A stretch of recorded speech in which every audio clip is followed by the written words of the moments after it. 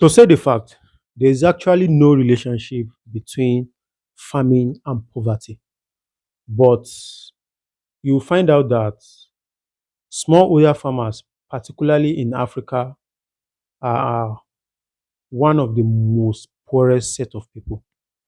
And the reason is not far fetched. And the reason why this is so is what we'll be looking at in today's episode.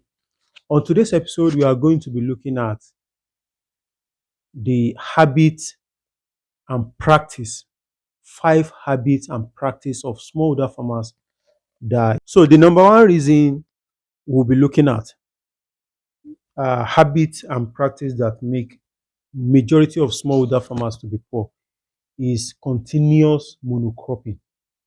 Now, what I mean by continuous monocropping is that you are a smallholder farmer, and a smallholder farmer is anybody that have less than 5 acres. So if you have less than 5 acres, you are a smallholder farmer. So continuous monocropping, and you are not ready to change. Maybe you fall in love with a particular crop, or to any reason best known to you. Let's say maize, for example.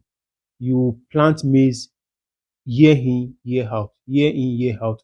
And to make it worse, you always follow this uh, rain-fed farming season.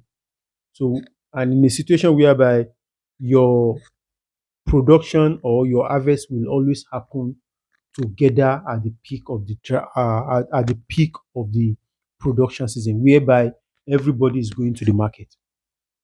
So now, continuous monocropping exposes farmer to risk, because what if there is failure, crop failure, you don't have any backup. As a smallholder farmer, you should inculcate the habit of intercropping, of having intercrop or doing some kind of mixed cropping on your farm. Plant some tree crop at the edge of your farm. Do intercropping. Mix cassava with your maize. Mix soya bean with your maize. Do intercropping. Plant yam, plant cassava, plant some other thing. If one is not doing well, the other one will do well in the market.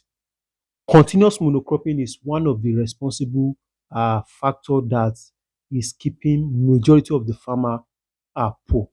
Because if peradventure something happen to maize and the price of maize is down, just make sure, just zero your mind.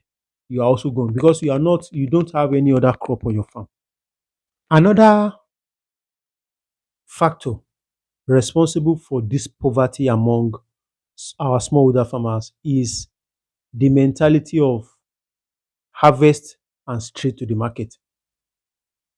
You don't want to keep your product. You are already farming on a rain-fed agriculture, whereby you know definitely if you are going to the market, you are going to the market at a time whereby other people are coming in mass to the market. The price will not be palatable, and you don't have any backup for storage. It is not a good one at all. If you even want to sell some parts, it's good, and you retain some. Let the price go up, then you come out with your produce. Farmers are fond of harvesting and straight to the market. When you consistently do this kind of practice, you will find out that you will not be making so much from your effort and from your labor. So this is another uh, reason that is responsible for this poverty. Another thing is you don't have any plan or any arrangement to even add value to your produce. You just want to sell it raw and go away. And from experience, it has shown that adding value to your product will give you like opportunity to gain times three of what you should be gaining with just little effort you had. So these are the things that, if you look at it, are keeping our farmers poor. So and lastly but not the least, is by always doing your cultivation at the peak period, as in depending solely on rain-fed agriculture. And when the rain stop, farming activity has stopped for you, which means you'll be off work for about 4 5 months in a year. So these are the things you should look into if you actually want to escape that bracket. Thank you for your time and see you on the next one. Sheshe.